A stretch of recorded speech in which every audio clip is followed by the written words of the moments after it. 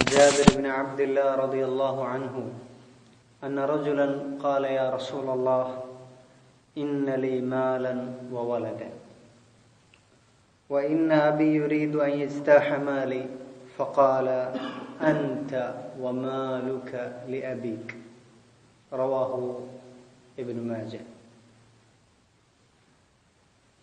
റാവിൽ ഹദീസ് ജാബിർ റളിയല്ലാഹു അൻഹു ആണ്.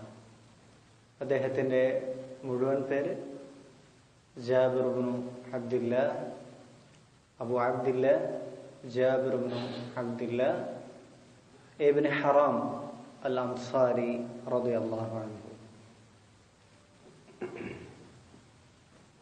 അദ്ദേഹം ധാരാളം ഫദായിലുകളുള്ള സഹാബിയാണ്. അദ്ദേഹം ധാരാളം ഹദീസുകൾ റിവായത്ത് ചെയ്ത റാവിമാരിൽ ഒരാളാണ്, സഹാബിമാരിൽ ഒരാളാണ്.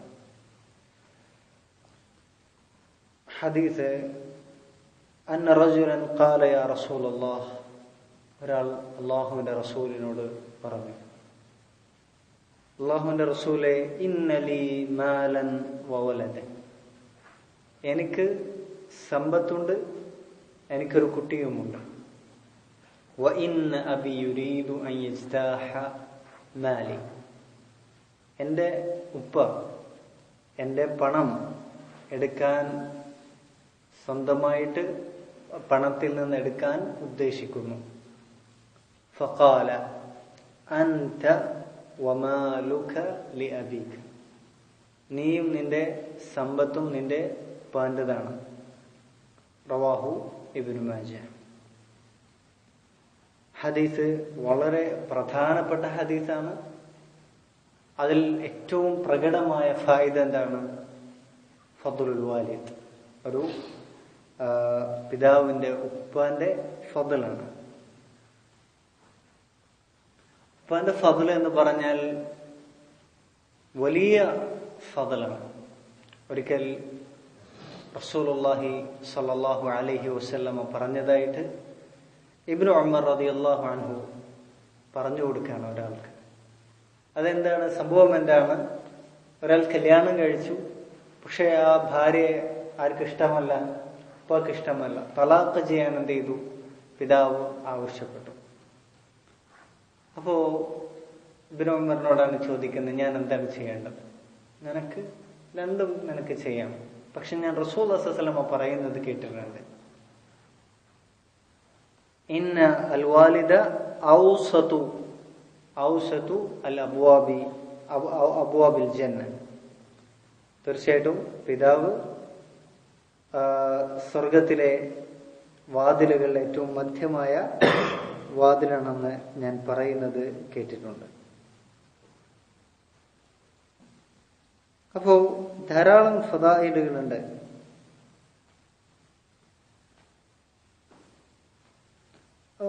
ഹദീസിന്റെ ബാക്കി എന്താണ്? ഫഹാഫിദ് അലാ ദാലിക്കൽ ബാബ് ഇൻ ശിഅത ഔ ദഅ, നിന്നെ ഉദ്ദേശിക്കുന്നുണ്ടെങ്കിൽ നീ അതെന്ത് ചെയ്യാ, അവളെ അല്ലെങ്കിൽ ആ ഒരു വാതിൽ എന്ത് ചെയ്യാ, സൂക്ഷിക്കുക, ആ വാതിൽ തന്നെ പ്രവേശിക്കാൻ സൂക്ഷിക്കുക, ഇല്ലെങ്കിൽ നീ എന്ത് ചെയ്യാ, ഉപേക്ഷിക്കുക. അങ്ങനെ ആ വ്യക്തി അദ്ദേഹത്തിന്റെ ഭാര്യയെ തലാഖ് ചെയ്തു എന്നതാണ് സംഭവം. അപ്പോ വലിയ ഫദ്ലാണ് ഇസ്ലാം പിതാവിന് നൽകുന്നത്. പിതാവാണ് ഒരു കുടുംബത്തിന്റെ നേതാവ്. മാലിക് അതാരാണ്? പിതാവാണ്. പിതാവിന്റെയും ഉമ്മയുടെയും ആരാണ് ഇതിൽ ഏറ്റവും അഫ്ദല്? കൂടുതൽ ശ്രേഷ്ഠതയുള്ളത് ഉമ്മക്കാണോ ഉപ്പക്കാണോ എന്നുള്ള കാര്യത്തിൽ തർക്കമുണ്ട് പണ്ഡിതന്മാർക്കിടയിൽ. അതിൽ ഏറ്റവും ശരിയായ നിലപാട് രണ്ടുപേരും തുല്യരാണ്. രണ്ടുപേരുടെ ഭാഗത്ത് എന്ത് ചെയ്യുന്നുണ്ട്? ഏറ്റവും വലിയ പണിയാണ് നിർവഹിക്കുന്നത്. ഉമ്മ ചെയ്യുന്ന പണി ഒരിക്കലും ഉപ്പക്ക് ചെയ്യാൻ കഴിയില്ല. അതുപോലെ തന്നെ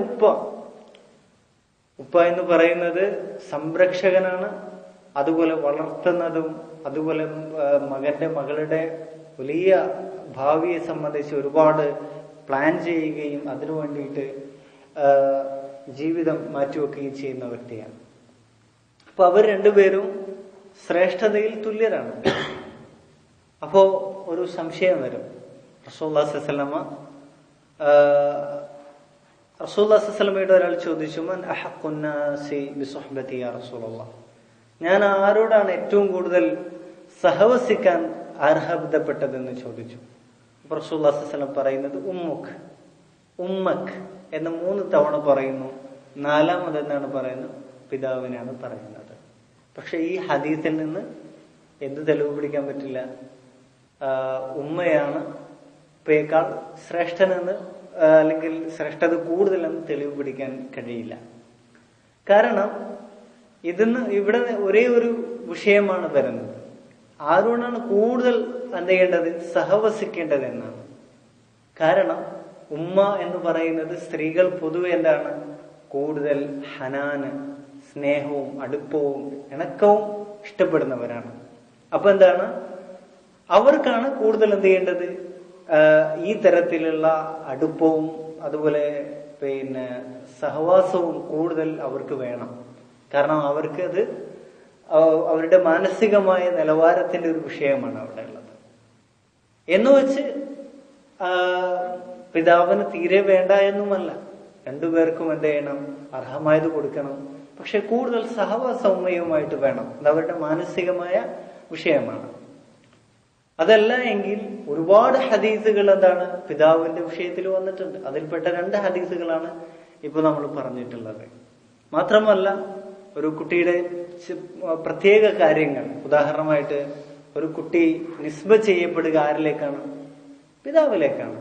അഥവാ ഫുലാനുബിന് ഫുലാൻ, ഇന്നാളുടെ മകൻ ഇന്ന വ്യക്തി. അപ്പോ പിതാവിലേക്കാണ് എന്ത് ചെയ്യുന്നത്? ചേർത്ത് പറയുന്നത്. മാത്രമല്ല പെൺകുട്ടിയാണെങ്കിൽ വിലായത്ത് ആരുടെ കയ്യിലാണ്? പിതാവിന്റെ കയ്യിലാണ്. ഇങ്ങനെ പല പല മേഖലയിലും എന്താണ് പിതാവാണുള്ളത്. അപ്പൊ ഇതെല്ലാം ചേർത്ത് വെക്കുമ്പോഴെന്താണ്? രണ്ടുപേരും തുല്യരാണ്. ഉമ്മാക്ക് കൊടുക്കേണ്ടത് എന്താണ്? സ്നേഹവും ലാളനവുമായിട്ട് കൊടുക്കേണ്ടത്. പിതാവിന് കൊടുക്കേണ്ടത് എന്താണ്? ആദരവും ബഹുമാനവും എന്താണ്? അതുപോലെ വഖാർ നമ്മൾ കൽപ്പിക്കുകയാണ് വേണ്ടത്. രണ്ടും എന്താണ്? 2 പ്രകൃതങ്ങളാണെന്നുള്ളതാണ് വ്യക്തമാകുന്നത്. ഇതാണ് എന്റെ അറിവില് പല പണ്ഡിതന്മാരെ, ഷെയ്ഖ് അൽബാനി പോലുള്ള പണ്ഡിതന്മാരുടെ നിലപാട്. പിന്നെ ഈ ഹദീസിലുള്ള മറ്റൊരു ഫായിദ എന്താണ്? മകന്റെ സമ്പത്ത്, മകൻ ആരുടേതാണ്? അന്ത വമാലുക, നീയും നിന്റെ സമ്പത്തും നിന്റെ ഉപ്പന്റേതാണെന്ന് പറഞ്ഞു. അപ്പോ തീർച്ചയായിട്ടും ഒരാൾ ഉടമസ്ഥനാണെങ്കിൽ ആ ഉടമസ്ഥൻ എന്തുണ്ടാകും? ആ ഉടമസ്ഥതയിലുള്ള ആ സ്വത്തിന്, സമ്പത്തിന് എന്തുണ്ടാകും? തീർത്തും അധികാരമുണ്ടാകും. കൽപ്പിക്കാനും വിലക്കാനും. അതല്ലെങ്കിൽ അതിലെന്ത് ചെയ്യാണ്? തസറുഫ് ആരെ സംബന്ധിച്ചിടത്തോളം അധികാരമുണ്ട്? മാലിക്കിനെ സംബന്ധിച്ചിടത്തോളം ഉണ്ട്. ഒരാൾ അടിമയാണ്, ഒരാൾ യജമാനാണെന്ന് വിചാരിക്കാം. യജമാനനാണ് കൽപ്പിക്കുന്നത്, അടിമ എന്ത് ചെയ്യണം? അനുസരിക്കണം. അതുപോലെ അടിമ യജമാനൻ പറയുന്നതിനനുസരിച്ച് ചെയ്യുകയും ഈ അടിമയുടെ കാര്യത്തിൽ തസറുഫും ആർക്ക് ഉടമപ്പെടുത്തപ്പെട്ടിട്ടുണ്ട്? മാലിക്കിന്. അടിമയെ വിൽക്കാൻ ഉദ്ദേശിക്കുകയാണ്, മാലിക്കിന് വിൽക്കാം. ഇനി ഈ തരത്തിൽ ഉണ്ടെന്ന് മനസ്സിലാക്കാം. അപ്പോ ഈ അടിസ്ഥാനത്തിൽ പിതാവിനെ സംബന്ധിച്ചിടത്തോളം മക്കളുടെ കാര്യത്തിൽ തീർച്ചയായിട്ടും എന്തുണ്ട്? കൽപ്പിക്കാനും വിലക്കാനും തീരുമാനമെടുക്കാനും എല്ലാം എന്ത് ചെയ്യുന്നുണ്ട്? അവകാശമുണ്ടെന്നതാണ് വിഷയം. പിന്നെ അടുത്ത വിഷയം എന്താണ്? സമ്പത്തില് പിതാവിന് എന്തുണ്ട്? അതിന് അർഹമായത് എടുക്കാൻ അവകാശമുണ്ട്. എന്ന് വെച്ചിട്ട് അതില് അക്രമം പ്രവർത്തിക്കാൻ പാടില്ല. എങ്ങനെ? മകൻ വളരെ അത്യാവശ്യക്കാരനാണ്, അല്ലെങ്കിൽ മകന്റെ ആവശ്യം മറന്നുകൊണ്ട് ഒരിക്കലും എന്ത് ചെയ്യാൻ പാടില്ല? ഇപ്പൊ ചെലവഴിക്കാൻ പാടില്ല. അതേപോലെ തന്നെ ഒരു മകന്റെ പണം എടുത്തിട്ട് മറ്റൊരു മകന് കൊടുക്കാനും പാടില്ല. ഇങ്ങനെ ഷുറൂത്തുകളുണ്ട്. അതുപോലെ തന്നെ എന്താണ് സമ്പത്തിന്റെ കാര്യത്തിൽ എന്തുണ്ട്? ഇനിയും തഫ്സീലുകൾ ഉണ്ടെന്ന് അർത്ഥം. മാത്രമല്ല സമ്പത്തിന്റെ കാര്യം. ഇപ്പോ വിറാസത്താണെങ്കിൽ ഉമ്മാനേക്കാൾ വിറാസത്ത് ഉള്ളത് ആർക്കാണ്? പിതാവിനാണ് എല്ലാ അവസരത്തിലും. അഥവാ പിന്നെ ആർക്ക് മരിച്ച ആളുടെ ഉപ്പാക്ക് മരിച്ച ആൾക്ക് മക്കളില്ല എങ്കിൽ പിതാവിനാണ് മുഴുവൻ സ്വത്ത്.